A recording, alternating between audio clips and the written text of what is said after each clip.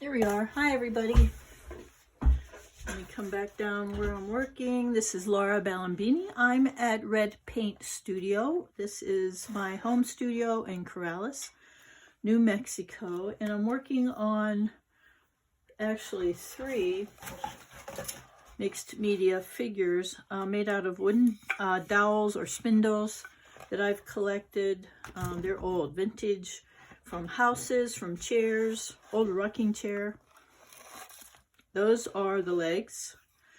Then I put a dowel, small dowel, which I used up, but sometimes I'll use chopsticks. I put a small dowel in the top right here, and I fed on the dowel a piece of foam that goes around here. And then I put a cardboard dowel back through the foam. I taped that up and glued that in, and then the wire gets fed through the foam out the other end. So this is one piece of wire that goes all the way through, and I put a piece of wire, embedded it on the back. That's what's going to hold it on the wall. It's going to hang on the wall. I've done lots and lots and lots of these in different forms and with different materials. I like folk art and mixed media, and I wanted a collection of pieces that would go on the wall and didn't require a whole lot of engineering. And since I've done these pretty much for a long time, I know what I need to do. So this one has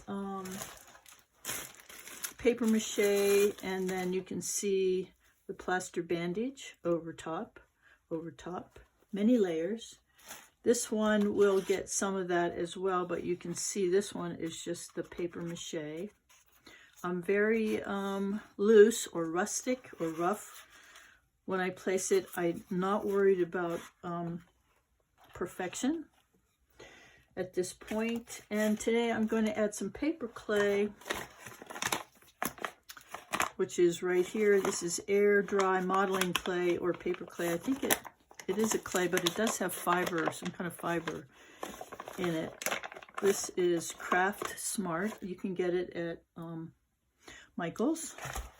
And I'm going to use that to beef up the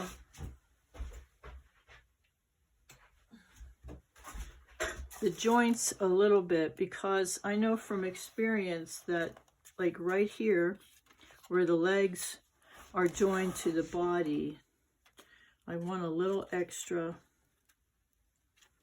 support.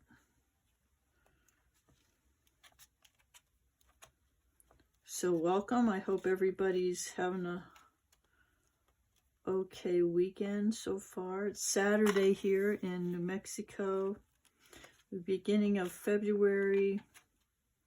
It's 50 degrees out. My daffodils are coming up. Birds are out. So I'm just smearing this. This is an air dry clay. You don't have to heat it. You do have to let it sit. There's a chunk of clay in there I don't like too much. And if you want to do a thick coating, I recommend that you do a couple of thin coatings, let it dry, and then go over top of it again. But this stuff is interesting, paper clay or air dry clay, because you can sand it, paint it, drill it, and you don't have to have a kiln, which I used to have, but I don't really want to get a new one.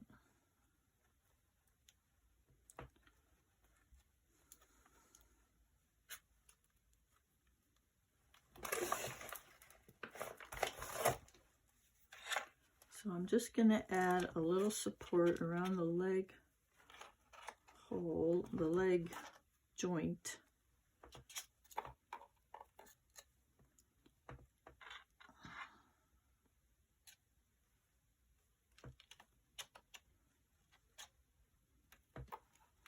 This kind of mixed media sculptural folk art will be one of the workshops that I'll be offering. I'm gonna do one here in the studio. I'm not sure when yet, but depends on some family stuff going on.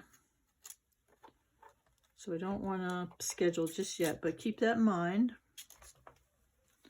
If you're near enough to Santa Fe or Albuquerque, or you just want to visit Santa Fe or Albuquerque, come and play.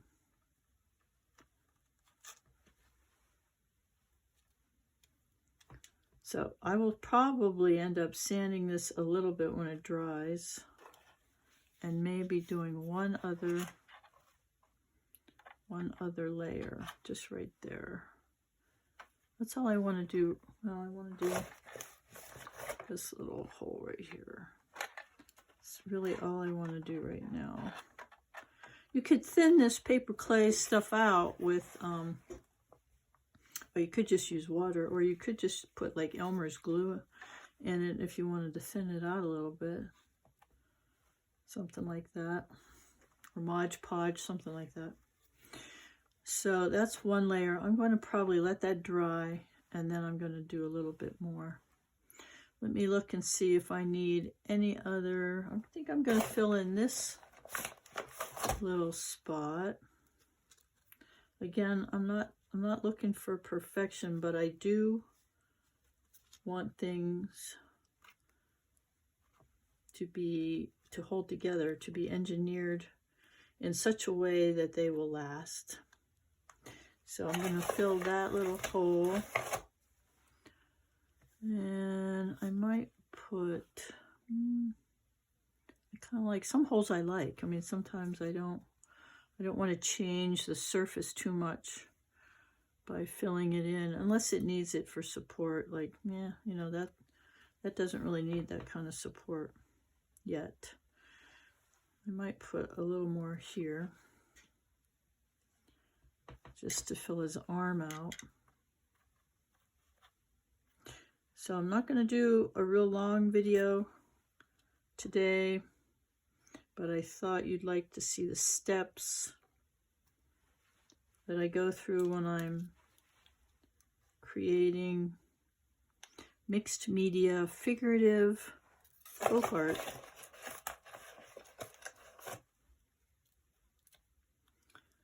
Again, there's many ways you could do this, many materials you could use. I tend to use what I have and what I know works. Let's see, so that I'm going to let that dry, and then I'll do maybe another coat. Okay, I'm going to put this one down. And then this one, he doesn't have the plaster bandage on yet. I will do that, but I'm almost out. But in the meantime, I can fill in, I'm going to fill in down here, kind of the same around the leg, because it's kind of an odd connection right there. There is a dowel that goes up through the body, but I like to make sure that it won't let go, the dowel, you know, and the leg fall out. I don't want that happening. So I'm going to put some in here. Did everybody see? Okay. This is recording, so you can't answer me, but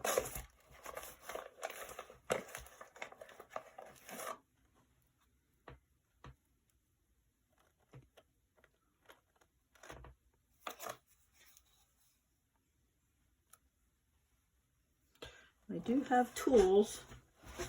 I I tend to use my hands a lot, but I do have a lot of clay tools because I used to do a lot of clay work. Sometimes I'll get them out. So that's actually better. And it makes a better transition for the leg to go into the bodice, the body. It's not so abrupt. This stuff is already already mushy. It's already wet, but if you don't use the whole pack, make sure that you really close it up and put it in another Ziploc bag. It will dry out if it gets any air pockets in there, and you won't be able to use it again.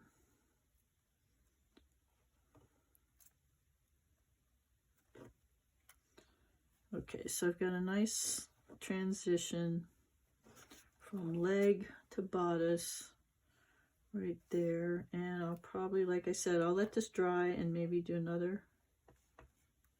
just another layer right there.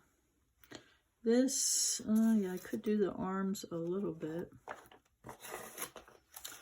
but I could also just wait and do that later. So I did that. Oh yeah, I was going to do the same thing applies right here. There's just an abrupt connection that I kind of wanted a better transition to happen. These things all come to you when you start making things that nobody else is making. You have to figure out your own methods, your own engineering tools of how to make things work.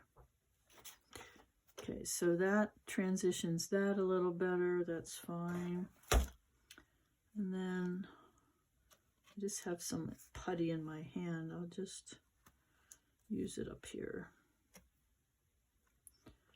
This isn't, it doesn't matter with the paper clay or the air dried clay. I don't think it matters much at all if you end with it, or you put it in the middle and put more paper mache on top of it, or the bandages on top of it, as long as it doesn't get too soggy, because it's paper and it's mixed up with water. So if you're starting to put more water on top, it will start getting everything soggy, and you don't want that. That's why it's nice, I think, to work on a couple of pieces at one time, because, and I'm working on 3. One is drying, one is getting painted, one's getting clay. You know, you can do things in stages and not be waiting too long for stuff. So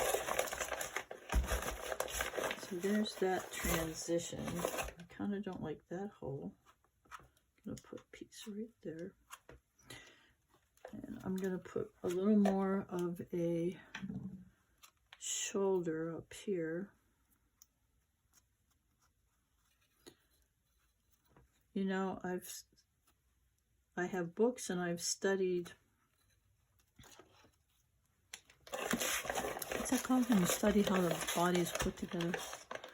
Oh, I forget. But it's more about, for me, it's more about what makes kind of sense. I mean, when I see the piece before, like, I paint it, does it feel not too outlandish, not too crazy? I mean, you know, or the leg, is there proportion? Is there, if I was just doing like monsters, which I've done, you know, that's a whole different thing. You can put things wherever you want, but I tend to make figurative animals. And there's a ton of these, you know, symbolically in different cultures. There's, you know, things that are part human, part animal. They tend to fall in that category, so they don't have to be perfect, but I want them to look like they could get up and walk or fly or crawl or something.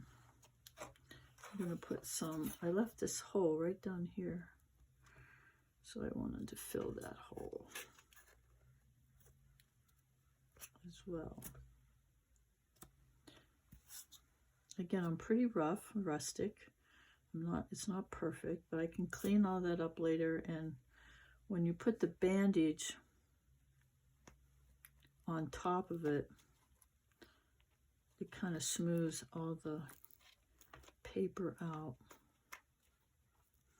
Not sure what to do with this. This looks like a nose to me, but I'm not sure where it's going to end up. So probably a nose, and I think there's going to be eyes like way up here, and then this will be, I don't know, I think I want teeth to be in there. I glued in his wire. Where is that wire? Little piece of wire went in the back. I just put some E6000, is what that is, the really good epoxy glue. I put some of that on the ends, and I forced it in through the foam, which is this stuff in the back. And once you glue it, and then if you bandage around it and really give it some support, like right here, I'll give it a little support right now. Once you do that, and it's not, these aren't that heavy. Once you do that, they're pretty much going to stay put. I don't think I've ever had one that actually came out, so that's a good thing. Got a hole right there, and a hole right here.